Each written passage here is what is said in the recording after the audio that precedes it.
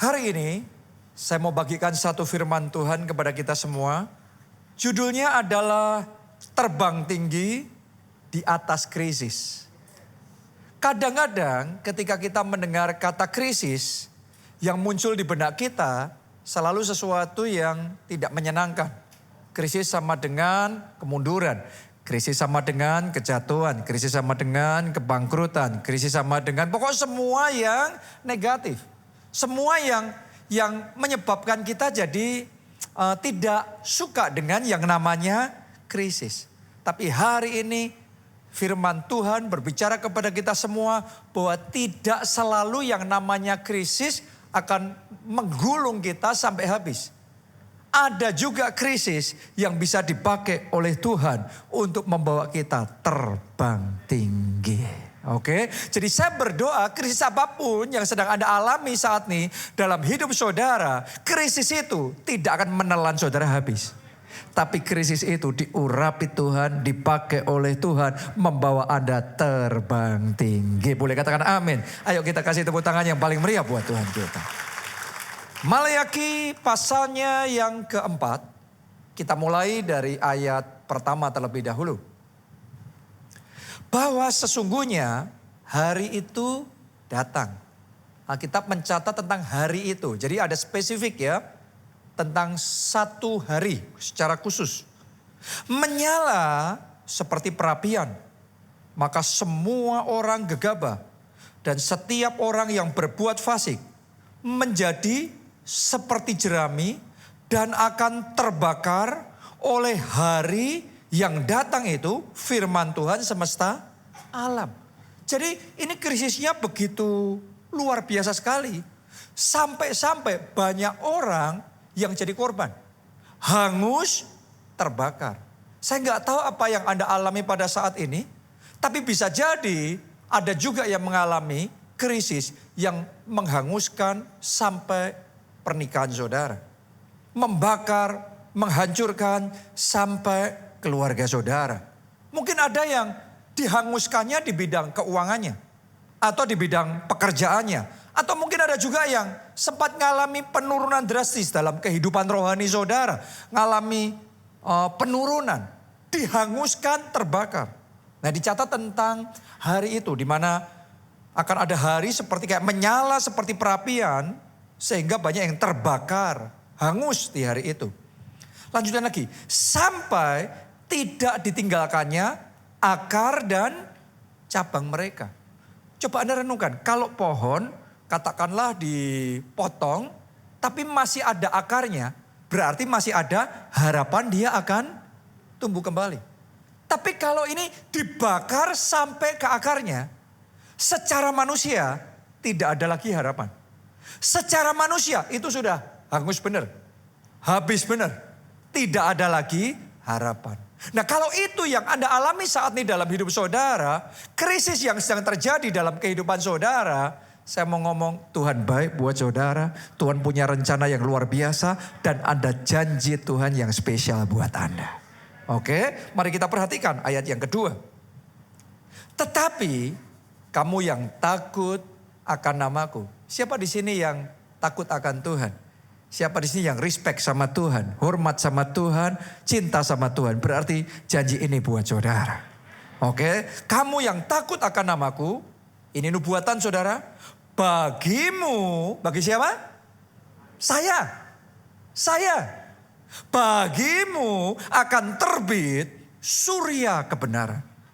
Coba Anda renungkan, kalau surya terbit, maka yang gelap berubah jadi terang. Mungkin sekarang dalam hidupmu yang ada semuanya gelap. Mungkin ada di antara saudara yang ngerasa hidupmu kayak lorong panjang yang gelap. Bahkan titik terang pun tidak kelihatan. Tapi saya deklarasikan. Firman Tuhan berkata. Bagimu akan terbit surya kebenaran itu. Kegelapanmu akan dirubah menjadi terang benderang. Amin. Dengan kesembuhan pada sayapnya. Sayap itu dipakai untuk apa sih? Terbang. Kalau Anda punya sayap, Anda bisa terbang. Kalau Anda punya sayap, Anda bisa berprestasi, Anda bisa maju, Anda kreatif, Anda melakukan perkara-perkara yang besar, perkara-perkara yang hebat. Tapi kalau sayapnya patah, Kalau sayapnya terluka, tadinya terbang, sekarang nyungsep. Sekarang jatuh di bawah. Berapa banyak orang yang dalam hidupnya ngalami seperti itu. Dulunya jaya, sekarang nyungsep. Dulunya di atas, luar biasa berprestasi. Sekarang kayaknya yang terjadi ngalami kemunduran, kegagalan. Seolah-olah sayap dalam hidupmu itu sedang terluka. Kayaknya gak mampu lagi, kepengen terbang tapi gak bisa. Kenapa? Sayapnya terluka, sayapnya patah. Tapi hari ini sementara firman Tuhan ini disampaikan. Firman Tuhan sudah menubuatkan akan terjadi kesembuhan pada sayap saudara. Saya berdoa bahkan sayap yang patah itu digantikan dengan sayap yang baru. Dan anugerah Tuhan yang memampukan saudara untuk kembali terbang tinggi. Untuk kembali berprestasi. Untuk kembali inovatif. Kembali kreatif. Dan kembali melakukan perkara-perkara yang besar. Perkara-perkara yang luar biasa. Amin. Jadi di satu sisi ngalami krisis, ngalami tantangan. Sayapnya sempat patah, sayapnya sempat terluka. Tapi di sisi yang lain Tuhan mendatangkan kesembuhan kepada saudara. Tuhan membangkitkan surya kebenaran dalam hidup saudara. Artinya kita nggak kegulung habis karena krisis. Tapi kita bisa terbang tinggi di atas krisis. Oh, sakit penyakitmu tidak akan menelan engkau. Oh, kebangkrutan itu tidak akan membuat engkau tamat berakhir sampai di situ. Oh, saya berdoa masalah dalam keluarga saudara tidak akan membuat Anda habis. Tapi hari ini kesembuhan pada sayap saudara dimulai. Anda kembali terbang tinggi. Bagaikan Raja Wali melakukan perkara yang besar. Amin. Lanjutkan pembacaan itu. Kamu akan keluar dan berjingkrak-jingkrak. Seperti anak lembu lepas kandang. Saya suka dengan kata berjingkrak-jingkrak. Coba saya ajak saudara picturing in your mind. Kata berjingkrak-jingkrak. Ya, coba Anda lihat itu dalam benak saudara, dalam imajinasi saudara. Berapa banyak orang yang dalam hidupnya sudah tidak pernah berjingkrak-jingkrak. Tidak pernah melompat-lompat, menari-nari. Kenapa? Karena banyak ngalami pukulan dalam hidupnya. Akhirnya menjalani hidupnya letih, lesu, nunduk, terus capek. Wajah pun kalau dilihat sudah datar. Kayak kosong, pandangannya hampa. Buat Anda yang ngalami itu, firman Tuhan ngomong, Tuhan akan memberikan sukacita yang baru dalam hidupmu. Yang membuat engkau kembali berjingkrak-jingkrak. Kembali melompat-lompat. Kembali menari-nari. Karena kebaikannya nyata dalam hidup saudara. Anda akan dapat penghiburan baru dari Tuhan. Anda akan dibuat Tuhan tersenyum kembali. Saya ngerasain loh. Saya ngerasa ini kok di ibadah ini. Ibadah sebelumnya saya belum ngomong. Di tempat ini ada yang sudah bertahun-tahun Anda gak bisa senyum. For real. Tapi 2023, a new day is coming. 2023 ini tahun yang baru, hari yang baru datang dalam hidup saudara. Tuhan akan membuat Anda tersenyum kembali. Tuhan akan membuat saudara tertawa kembali. Tuhan akan memberikan sayap yang baru. Anda terbang tinggi dan surya kebenaran bercahaya dalam hidup saudara. Kita kasih tepuk tangan yang paling meriah buat Tuhan kita. Ayat yang ketiga. Ayat ketiga ini gak kalah powerful. Kamu akan menginjak-injak orang-orang fasik. Sebab mereka akan menjadi abu di bawah telapak kakimu. Pada hari yang kusiapkan itu. Saya ulangi. Pada hari yang kusiapkan itu. Jadi gak sembarangan hari. Tuhan punya waktunya. Pada hari yang kusiapkan itu. Firman Tuhan semesta alam. Ditulis di sini bahwa kamu akan menginjak-injak orang-orang fasik itu. Ya kalau di dalam Alkitab Perjanjian Baru, Tuhan Yesus ngomongnya, kamu diberi kuasa untuk menginjak ular dan kalajengking. Benar apa tidak? Dalam hidup ini selalu akan ada ular-ular dan kalajengking-kalajengking yang berusaha untuk memagut kita. Berusaha untuk menyengat kita. Untuk mendatangkan maut. Mendatangkan celaka di dalam hidup kita. Berapa banyak dari saudara di dalam karirmu harusnya engkau yang maju tapi dijegal. Harusnya engkau yang dapat proyek itu tapi dicurangin. Anda dikhianatin. Anda ditusuk dari belakang. Dan secara manusia seolah-olah tidak berdaya. Oh, hari ini berita baik buat saudara. Pembelaan dari Tuhan akan datang dalam hidup saudara. Tuhan tidak tutup mata, Tuhan melihat yang Anda alami. Dan hari itu segera datang di mana pembelaannya nyata dalam hidupmu. Dan keadaan akan dibalik sama Tuhan. Kemenangan terjadi di dalam hidup saudara. Apa yang dicuri daripadamu akan dikembalikan. Bahkan berlipat kali ganda di dalam hidup saudara. Manusia boleh mereka-rekakan yang jahat. Tapi Allah mereka-rekakannya untuk mendatangkan kebaikan dalam hidup saudara. Oke, kadang manusia itu gak suka dan benar-benar tega untuk mencelakakan seseorang. Kalau Anda ngalami itu, fokusnya bukan dendam. Fokusnya tertuju sama Tuhan. Kalau Tuhan yang sudah membela saudara. Alkitab tuh yang ngomong begini. Kalau Tuhan yang membuka pintu, siapa bisa menutupnya?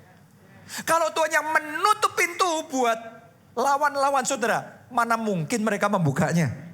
Hari ini untuk hidupmu, doa saya, pintu-pintu terbuka, terbuka, terbuka. Boleh katakan amin, amin, amin. Haleluya. Jadi ini yang Tuhan mau kita alami. Yaitu melalui krisis malah terbang tinggi. Melalui masalah yang sedang kau alami malah terbang tinggi. Malah naik level. Karena itu saya mau ajak saudara hari ini belajar dari dua tokoh dalam Alkitab. Yaitu Yakub dan Ishak. Allah Israel disebut Allah Abraham, Allah Ishak, Allah Yakub. Abraham kita sudah sering belajar. Nah hari ini kita akan bahas tentang Ishak dan Yakub. Saya mulai dengan Yakub terlebih dahulu. Tahukah saudara bahwa dalam hidup Yakub itu banyak krisis, banyak masalah, banyak tantangan yang dialami. Tapi setiap masalah itu tidak mampu menghabisi dia. Malah membawa dia naik level. Seperti itu harus terjadi dalam hidupmu. Punyai prinsip bahwa masalah ini, krisis yang satu ini pun tidak akan menelan aku habis. Tapi akan membawa aku naik level. Batu sandungan diurapi Tuhan. Jadi batu lompatan yang bawa kita maju melompat lebih tinggi lagi. Amin. Nah, salah satu krisis yang paling besar yang dialami oleh Yakub terjadi di masa final dalam hidupnya. Waktu dia sudah tua. Tapi yang luar biasa di masa itu pun Tuhan tetap pelihara secara luar biasa. Itu adalah masa 7 tahun kelaparan yang melanda seluruh dunia. Di mana tidak ada bahan makanan dan banyak orang kelaparan, banyak orang mati, banyak orang jadi korban.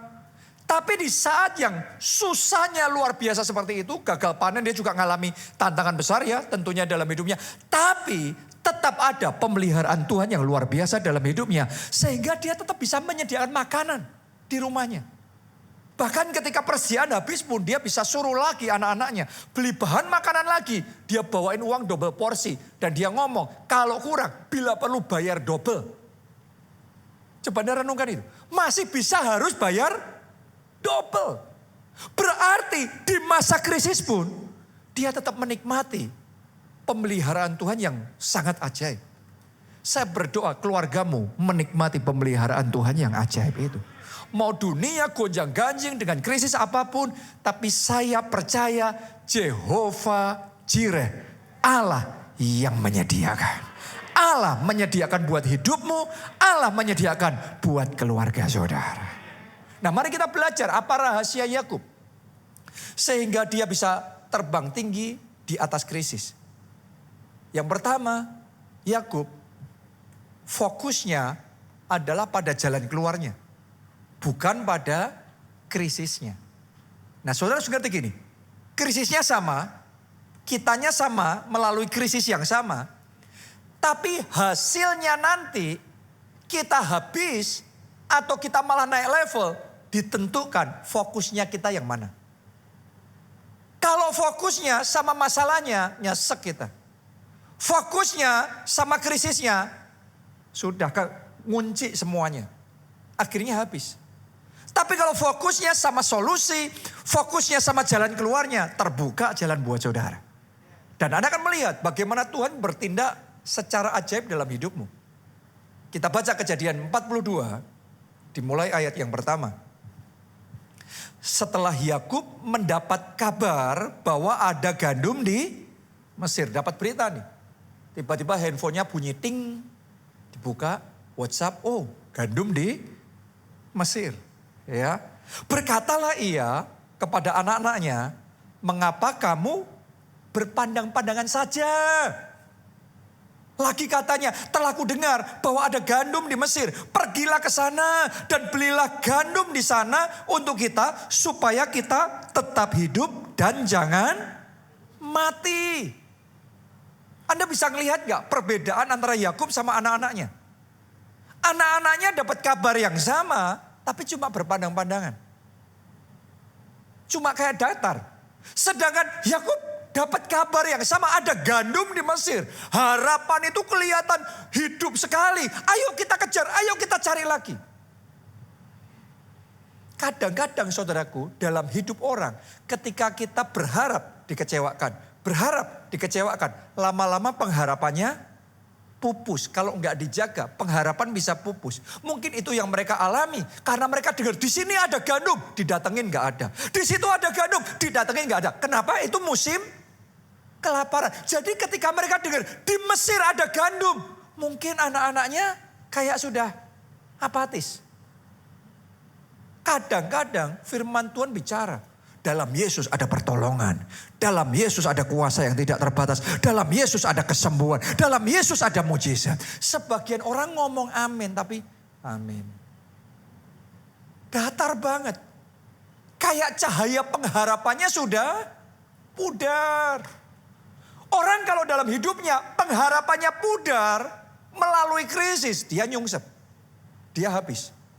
Karena itu hari ini, doa saya buat saudara yang pengharapannya sempat pudar, firman Tuhan menyalakan kembali pengharapan itu. Firman Tuhan mengobarkan kembali pengharapan yang sempat pudar. Amin. Dalam krisis jangan sampai kehilangan pengharapan. Tetap jaga, engkau harus tetap berharap sama Tuhan. Karena Alkitab berkata, pengharapan akan Allah tidak mengecewakan. Mungkin terjadinya bukan di waktu yang sesuai harapanmu. Tapi jangan lupa, Allah membuat segala sesuatu indah pada waktunya. Tuhan punya waktu. Oke, tetap berharap sama Tuhan. Dan di dalam pengharapan itu fokusnya sama solusinya. Fokusnya sama good newsnya, sama berita baiknya. Jangan fokus sama masalahnya. Kenapa? Karena di semua krisis selalu akan ada kesempitannya. Tapi jangan lupa ada juga kesempatannya. Ingat baik-baik itu. Gak ada krisis yang cuma kesempitan saja. Selalu di satu sisi kesempitan, di sisi yang lain kesempatan. Pertanyaannya, yang mana Anda lihat? Kalau fokusnya salah, maka yang dilihat cuma kesempitan. Makanya yang nyesek di hati. Kalau sudah nyesek, desperate, putus asa, kehilangan pengharapan, habis sudah. Tapi saya berdoa melalui krisis apapun yang diizinkan terjadi dalam hidup saudara. Benar, di satu sisi kita harus melalui kesempitan itu. Tapi doa saya, mata rohani saudara diurapi oleh Tuhan. Sehingga Anda bisa melihat ada kesempatan, ada jalan keluar, ada solusinya. Masalah ini ada jalan keluarnya, ada peluangnya. Tuhan akan bekerja dan memberkati hidup saudara. Itu mau krisis pribadi, mau krisis bangsa, mau krisis dunia, mau pandemi. Pandemi kemarin ada nggak yang dapat kesempatan malah melejit? Ada. Waktu krisis moneter 98, masih ingat? Itu di Jakarta apalagi? Bakar-bakaran. Semua orang panik, semua orang takut. Wah, lari semuanya. Itu seperti seolah-olah kayak, habis semuanya, sudah nggak ada masa depan lagi. Makanya orang-orang jualin semuanya, dijualin, lari semuanya. Kita pikir semuanya gelap. Tapi yang namanya krisis, di saat semuanya gelap, selalu ada terang di situ. Setelah krisis selesai, kita dapat banyak berita. Ada orang-orang justru malah diberkati luar biasa di masa krisis. Kenapa? Karena mereka memberanikan diri. Yang lainnya panik, ngunci diri. Mereka memberanikan diri. Tahu nggak saudara, ada orang-orang dari daerah yang ke Jakarta untuk beliin. Karena bisnisnya adalah transportasi. Mereka beliin bis-bis, mereka beliin truk-truk. Ya, yang dijual dengan harga yang sangat murah sekali, dibeli. Dan itu nggak mungkin mereka bisa beli kalau nggak di masa krisis. Jadi masa krisis itu membuat mereka yang nggak bisa jadi bisa. Begitu krisisnya selesai, balik normal, mereka sekarang sudah berlipat kali ganda. Jadi raksasa. Benar nggak? Coba Anda ingat nggak yang di sini waktu Krismon 98 itu rumah-rumah dijualin berapa itu? Di PIK itu dijualin berapa itu zaman itu.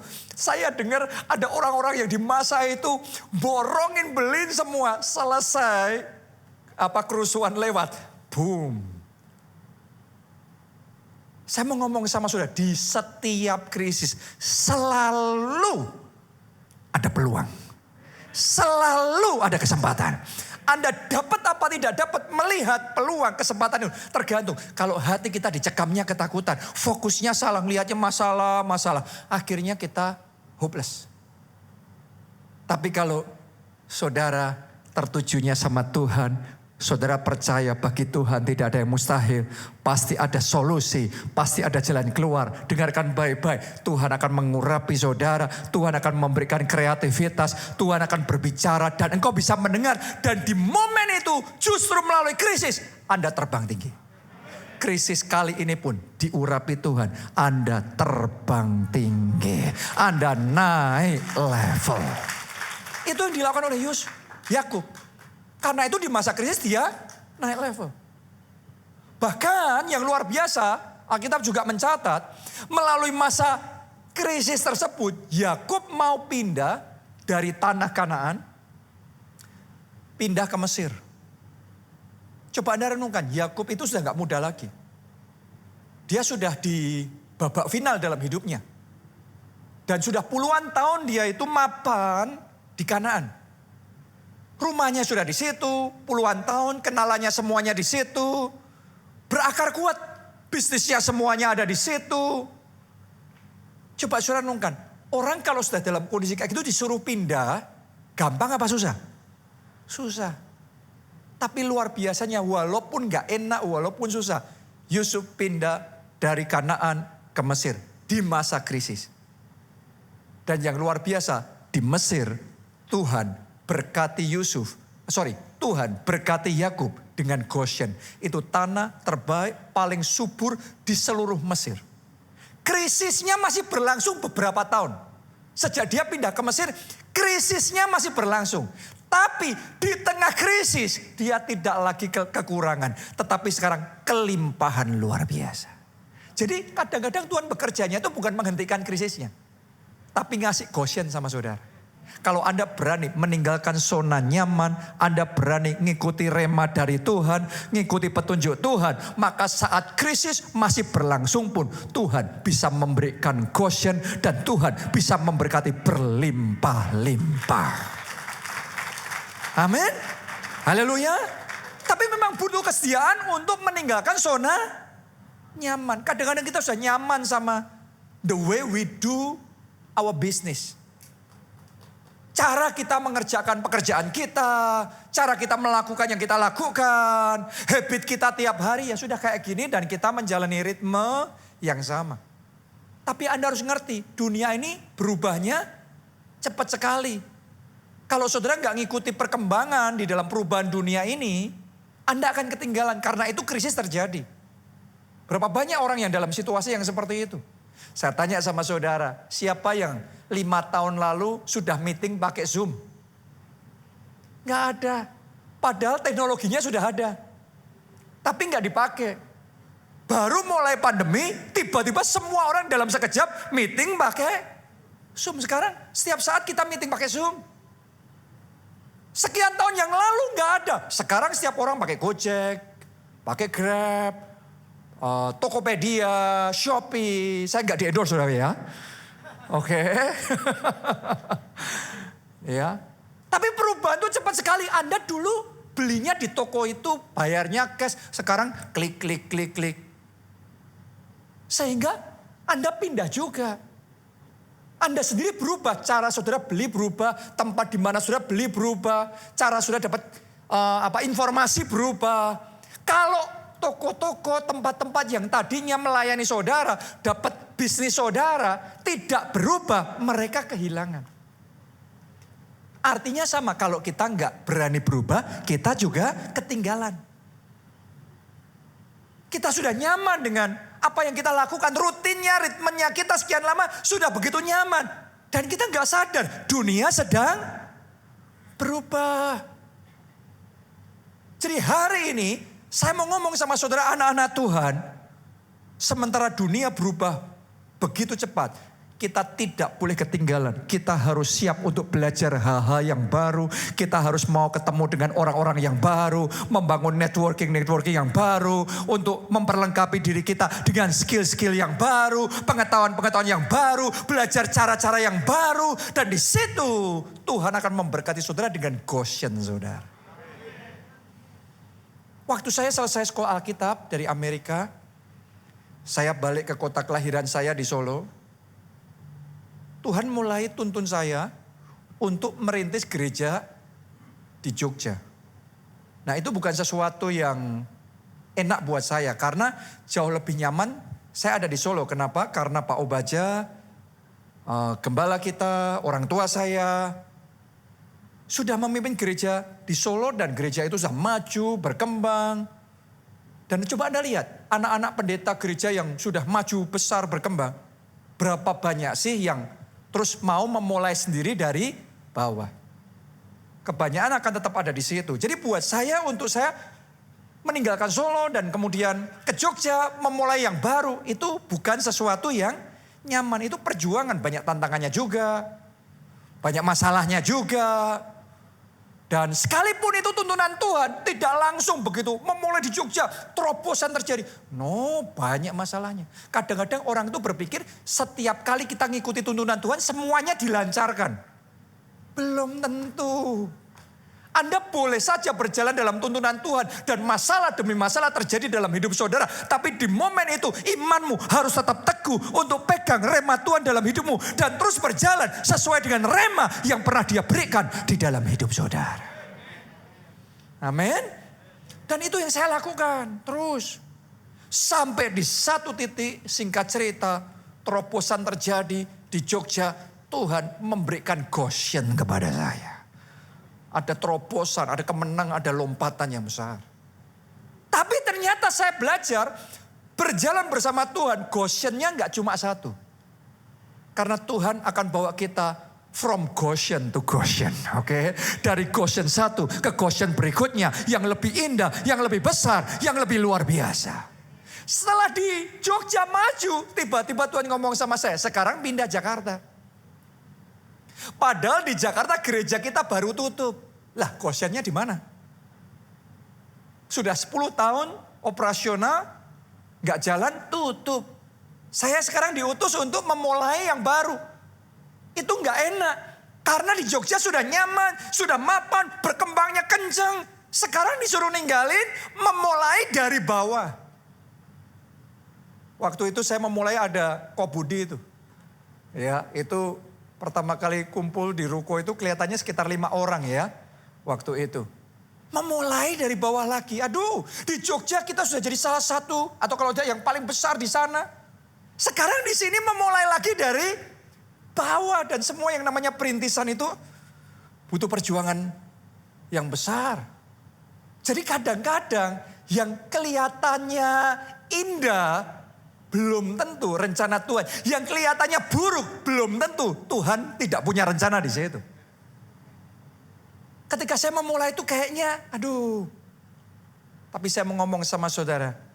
Kalau Anda berjalan sesuai dengan tuntunan Tuhan. Dengarkan baik-baik. Goshen berikutnya. Tuhan akan bawa saudara ke padang berumput hijau. Ke air yang tenang menyegarkan jiwamu. Ternyata di Jakarta pun Tuhan memberikan Goshen berikutnya. Artinya gini. Nggak di Jogja, nggak di Jakarta, nggak dimanapun di seluruh dunia. Nggak pekerjaan A, pekerjaan B, nggak cara A, cara B. Pokok jalannya ngikuti tuntunan Tuhan. Karena kalau saudara ikuti tuntunan Tuhan dalam hidupmu, Tuhan itu jaminan yang pasti. Kalau dia yang suruh kita, dia tidak akan biarkan kita sendiri. Kalau dia yang perintahkan kita, dia pasti mengurapi kita, dia membackup kita, dia yang akan menyertai kita, dan dia akan memberi kemenangan. Boleh katakan amin. Kita kasih tepuk tangan yang meriah buat Tuhan. Haleluya. Jadi di masa Anda mengalami krisis, yang paling penting yang engkau alami, harus engkau alami, dapat petunjuk Tuhan. Itu nomor satu tuh. Kau ngalami krisis di keluargamu, harus dapat petunjuk Tuhan. Ngalami krisis di kesehatan, cari petunjuk dari Tuhan. Satu petunjuk dari Tuhan bisa mengubah segalanya loh. Dalam kesehatanmu. Bisa mengubah segalanya loh dalam pekerjaanmu. Masa depanmu. Petunjuk Tuhan itu akan mengubah banyak hal di dalam kehidupan kita. Itu yang dialami oleh Yakub. Justru di babak final dalam hidupnya, dia ngalami Goshen. Itu kemuliaan paling terang dalam hidupnya. Wow. Sampai Firaun saja minta didoain sama Yakub. Raja Mesir yang paling berkuasa pada zaman itu minta didoain sama Yakub. Dia dimuliakan begitu rupa. Luar biasa sekali. Ada orang-orang di sini yang sudah pikir karena Anda sudah usia, maka kejayaanmu menyusut. No. Hari ini berkatnya Yakub jadi berkatnya saudara. Di masa usia paling seniormu, di situ kemuliaan dari Tuhan terpancar paling terang di dalam hidup saudara. Boleh katakan amin. Kita kasih tepuk tangan yang paling meriah buat Tuhan kita. Kisah yang kedua adalah kisah Ishak. Kita tahu bahwa Ishak ini anaknya Abraham. Dan dia sejak kecil sudah hidupnya enak. Dia lahir di masa tua Abraham, sudah dinantikan puluhan tahun. Menurut saudara disayang gak? Ini anak emas nih, super disayang. Bukan cuma itu saja, tapi bapaknya itu konglonya zaman itu. Topnya zaman itu. Bahkan satu Abraham itu lebih kaya daripada satu kerajaan. Coba Anda bayangkan itu. Sebesar itu Abraham. Dan Ishak ini anak satu-satunya, pewaris satu-satunya. Coba Anda renungkan. Ini orang yang hidupnya serba enak sejak dari kecil, sejak dari lahir. Tapi ternyata untuk Ishak yang hidupnya serba enak pun, tetap saja dalam hidupnya ada masa-masa tertentu diizinkan Tuhan ngalami yang namanya krisis. Jadi Bapak Ibu Saudara sekalian yang sekarang sedang mengalami krisis.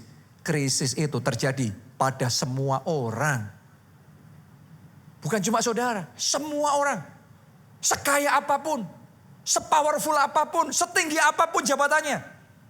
Selama kita masih hidup di dunia, tetap saja ada yang namanya krisis. Krisis pertama yang diizinkan terjadi dalam hidup Ishak, dia kehilangan mamanya. Mungkin buat sebagian orang Anda nganggap, kan wajar ya, namanya orang juga akan meninggal dunia. Tapi Anda pernah kenal nggak teman-teman saudara atau Anda sendiri? Orang yang kehilangan pribadi yang dekat sekali, yang sangat disayang. Dan itu pukulan yang kuat sekali dan butuh waktu bertahun-tahun untuk recover. Yakub ini dekat sekali loh sama mamanya.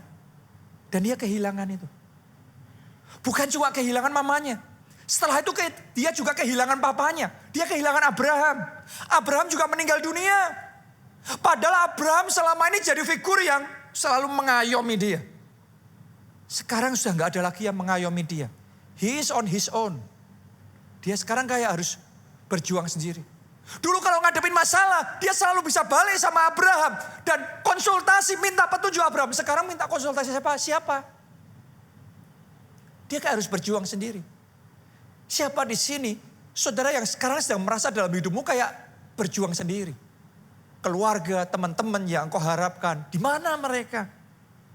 Anda kayak harus berjuang sendiri. Itu pun juga dialami oleh Ishak. Tapi dengarkan baik-baik saudaraku. Dia tidak pernah dibiarkan oleh Tuhan berjuang sendiri. Tuhan tetap ada bersama dengan dia dan Tuhan juga tetap ada bersama dengan saudara. Di satu sisi dia kehilangan mamanya, di sisi yang lain Tuhan gantikan dengan pasangan hidupnya. Tuhan pertemukan dengan penolong yang sepadan. Kadang-kadang kalau kita terlalu berduka sama satu kehilangan, kita nggak bisa melihat apa yang Tuhan mau berikan, hal yang baru dalam hidup kita. Makanya jangan fokusnya salah tadi. Biarlah fokusmu tertuju sama Tuhan. Kalau Tuhan izinkan Anda kehilangan satu hal yang berarti, dengarkan baik-baik. Hal yang baru Tuhan mau berikan di dalam hidup saudara. Amin. Jadi jangan terus menengok ke belakang. Tatap ke depan. Ada berkat yang baru. Tahun ini ada anugerah yang baru. Tahun ini akan ada mujizat yang baru. Tahun ini akan ada kesaksian yang baru. Mujizat yang baru. Tuhan kerjakan dalam hidup saudara. Haleluya. Dan di satu sisi, Ishak kehilangan Abraham. Tapi mari kita lihat, setelah Ishak kehilangan Abraham, apa yang Tuhan lakukan buat Ishak? Kejadian 25 ayat 11a ditulis begini. Setelah Abraham mati, Allah memberkati Ishak. Dulunya dalam pasal-pasal sebelumnya, selalu kalau Tuhan memberkati, siapa yang diberkati? Abraham. Siapa lagi yang diberkati? Abraham lagi. Siapa lagi yang diberkati? Abraham. Terus yang diberkati Ishak cuma kecipratan karena dia anak. Sekarang Abraham gak ada. Dengarkan baik-baik. Sejak saat itu tangan Tuhan tertuju kepada Ishak. Allah memberkati Ishak. Di masa krisis ini dengarkan baik-baik. Allah memberkati saudara. Tangan Tuhan memberkati saudara. Amin. Terima itu dalam nama Tuhan Yesus. Jadi benar dia ngalami krisis. Tapi ada anugerah Tuhan. Ada berkat dari Tuhan. Setelah itu berhenti gak krisisnya? Berhenti. Tapi berikutnya terjadi lagi. Itulah that is the way of life. Hidup di dunia ini Anda jangan berharap bahwa tidak ada masalah. Masalah itu selalu ada. Saya buktikan ya. Kejadian 26 mulai ayat yang pertama. Maka timbullah kelaparan di negeri itu. Ini bukan kelaparan yang pertama yang telah terjadi dalam zaman Abraham sampai di situ. Ini bukan kelaparan yang pertama. Saya nggak tahu ini kelaparan keberapa karena nggak ditulis secara jelas. Artinya di masa Abraham pun terjadi masa kelaparan. Sekian kali. Di masa Ishak juga terjadi masa kelaparan sekian kali. Zaman dulu namanya kelaparan, nggak ada krismon, istilah krismon zaman dulu nggak ada. Resesi nggak ada, tapi apapun namanya istilahnya sama saudaraku, krisis.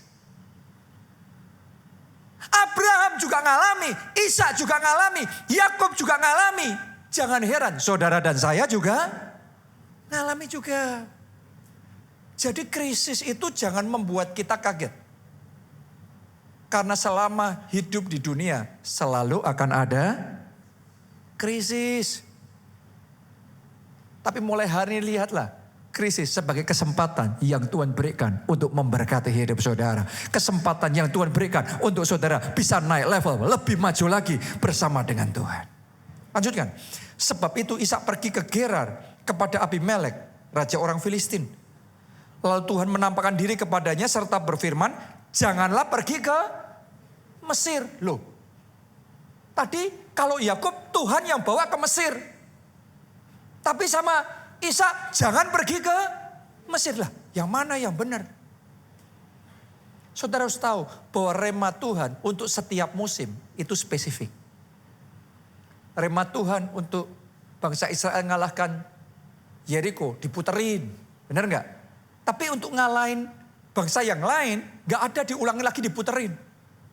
Beda strateginya, remanya, caranya Tuhan bekerja itu beda. Jadi yang Tuhan mau kita lakukan di setiap langkah hidup kita. Terus baik-baik dengar suara Tuhan. Minta petunjuk Tuhan. Petunjuk Tuhan, rema Tuhan itu nggak bisa diformulakan. Kalau dulu disuruh ke Mesir, berarti selamanya disuruh ke Mesir. No, that is not the way it is. Itu bukan cara Tuhan bekerja. Tuhan itu ngerti, yang ini kamu mesti kayak gini. Kalau yang itu nanti caranya lain lagi. Dan Tuhan itu bisa berbicara secara spesifik. Di setiap musim dalam hidup kita. Dia bicara, ngasih rema yang khusus sama kita. Mari lanjutkan. Janganlah pergi ke Mesir, diamlah di negeri yang akan kukatakan kepadamu. Tinggallah di negeri ini sebagai orang asing. Maka aku akan menyertai engkau dan memberkati engkau. Sebab kepada mula dan kepada keturunanmu akan kuberikan seluruh negeri ini. Dan aku akan menepati sumpah yang telah kuikrarkan kepada Abraham ayahmu. Jadi remanya spesifik. Nah mari lihat remanya apa itu. Ayat 12 lanjutkan. Maka menaburlah Ishak, disuruh Tuhan. Walaupun musimnya kelaparan. Namanya musim kelaparan itu kalau orang menabur gagal panen. Karena itu terjadi yang namanya kelaparan. Tapi di saat orang sudah kapok menabur, takut menabur karena selalu gagal panen. Sekarang Tuhan ngomong sama Ishak, kamu sekarang nabur. Saya tuh mendapati dalam hidup saya saudaraku ya. Bahwa ketika Tuhan bicara sesuatu, cukup sering saya itu disuruh Tuhan melakukan yang berkebalikan dari yang normal menurut perhitungan manusia. Tapi saya mau ngomong sama saudara, walaupun gak masuk akal menurut perhitungan manusia, tetap taat. Nanti Anda akan melihat, Tuhan kita gak pernah salah. Tuhan kita akan membuktikan dirinya sempurna. Amin. Saya masih ingat loh.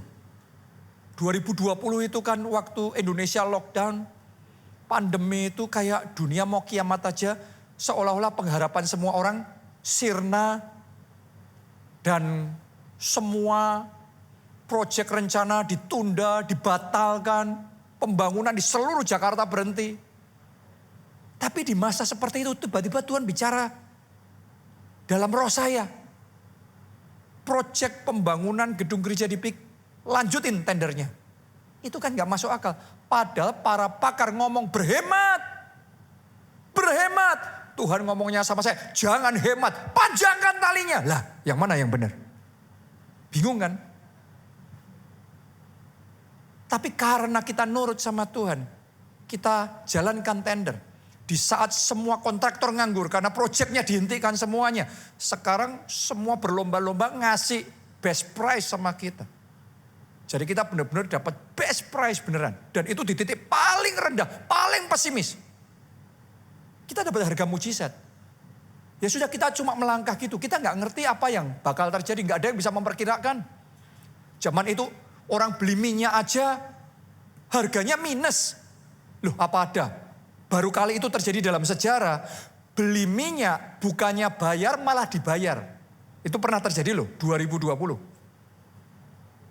Saking orang itu melihat tidak ada masa depan.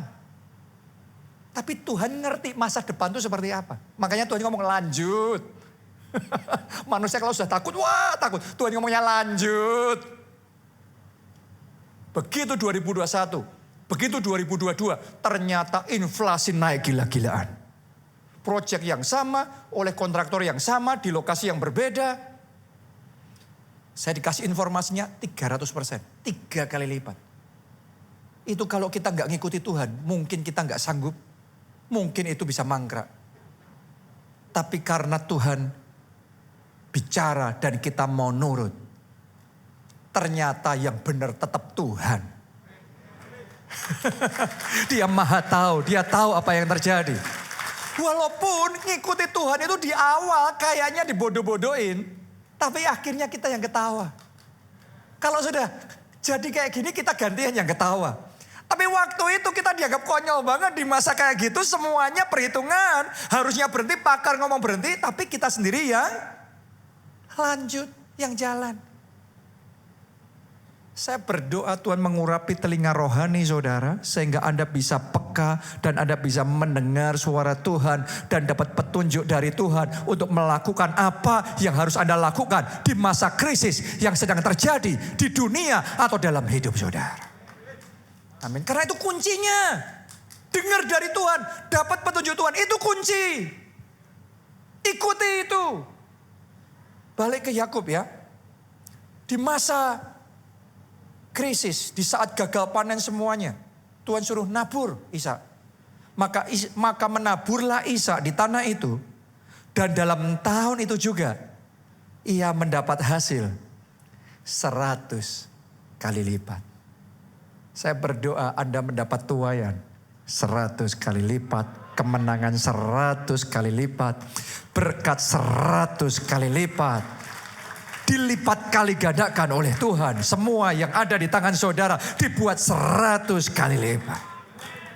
Amin. Sebab ia diberkati Tuhan. Makanya Tuhan memberkati dan tidak itu beda loh saudaraku ya. Orangnya sama, pekerjaannya sama, perjuangannya sama. Tapi diberkati sama Tuhan dan tidak, itu beda.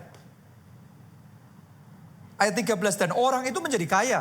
Gimana tidak? Nabur 100 kali lipat. Naik dia. Menjadi kaya. Bahkan kian lama kian kaya. Sehingga ia menjadi sangat kaya. Setelah nuai, dia nabur lagi 100 kali lipat lagi. Naik lagi, kian lama kian kaya. Nabur lagi. Sampai sangat kaya. Di masa krisisnya masih berlangsung. Tapi Ishak tetap naik dan tidak turun. Cara Tuhan itu ajaib. Belum tentu dia menghentikan krisisnya. Belum tentu dia harus meneduhkan angin ributnya. Angin ribut bisa dia perintahkan untuk menjadi teduh. Tapi bisa saja tetap ngamuk-ngamuk angin ributnya. Tapi Tuhan pastikan kita aman di dalam penjagaannya. Kita aman di dalam pemeliharaannya. Dan saya ngerasain tahun ini Tuhan suruh kita nabur lagi. Di tanah 20 hektar. Di gereja kita di Solo, itu kan dibangun banyak sekali ya, proyek-proyek, gereja macam-macam banyak sekali. Tapi tahun ini kita akan mengawali pembangunan di sana. Doa dan rencana kita bangun 2 hal. Yang satu bukit doa. Karena kita percaya segala sesuatu harus dimulai dengan doa. Itu nanti nuansanya Holy Land Experience. Keren sekali itu. Itu nanti akan jadi tempat di mana orang berdoa. Mengalami perjumpaan pribadi dengan Tuhan. Terima kuasa Tuhan dalam hidupnya. Yang kedua, kerinduan kita tahun ini. Kita akan mulai membangun panti asuhan. Di situ juga. Saudara doakan. Dan saya ingin ajak seluruh jemaat keluarga Allah Jakarta. Ayo nabur di situ. Anda harus ngerti loh. Selama 2 tahun pandemi kemarin. Pembangunan di PIK. Itu bukan cuma dana kita Jakarta saja loh. Itu dana Solo, dana Jogja, semua dikerain semua. Jadiin PIK. Sekarang PIK jadi. Gantian kita dong. Gantian Jakarta dong. Ayo kita nabur. Bukit doa harus jadi. Panti asuhan harus jadi. Itu kan remanya Ayub. Menjadi penolong buat anak-anak yang tidak punya penolong. Kalau anak punya orang tua ada yang memperjuangkan menolong mereka. Tapi anak-anak yatim piatu siapa yang menolong, siapa yang memperjuangkan. Saudara dan saya yang jadi alat Tuhan. Jadi kepanjangan tangan Tuhan untuk menolong mereka. Ayo ikut janji iman menabur. Anda yang mau boleh buka aplikasi apps keluarga Allah di rumah. Nanti setelah ibadah maksudnya. Anda ikut janji iman secara digital ya. Karena di Jakarta harusnya gampang untuk Anda melakukan itu, lebih familiar dengan teknologi. Tapi bagi yang memang tidak bisa, pakai janji iman secara fisik juga it's okay. Anda bisa tanya sama petugas di depan sana, waktu nanti pulang. Saya ajak saudara seperti Isa, ayo menabur. Di masa yang secara manusia nggak tepat. Karena masa ini masa banyak pergumulan, masa banyak kesusahan. Tapi di masa yang tidak tepat, ayo kita menabur. Tuhan yang kita sembah itu Tuhan hidup loh saudaraku. Dia masih mendengar doa, dia masih mengerjakan mujizat. Mujizatnya masih terjadi sampai hari ini. Saya baru aja dengar salah satu pelayan Tuhan di gereja kita. Hari Kamis kemarin bersaksi, diundang untuk datang dalam jamuan makan. Dipikir cuma makan aja, ya sudah dia datang makan. Ternyata makan ya, setelah selesai ternyata dikasih mobil. Mobil mujizat. Zaman gini loh, orang tuh katanya egois, mikir diri sendiri. Tapi di zaman yang paling egois pun, bahkan zaman Elia, Tuhan bisa ngirim gagak untuk memelihara Elia. Burung yang paling egois pun bisa dipakai oleh Tuhan. Saya mau ngomong sama saudara, Tuhan itu punya 1001 jalan untuk mendatangkan mujizatnya, anugerahnya, pertolongannya, kelegaannya dalam hidup saudara. Yang penting kita ngikutin Tuhan. Siapa mau berjalan ngikutin Tuhan?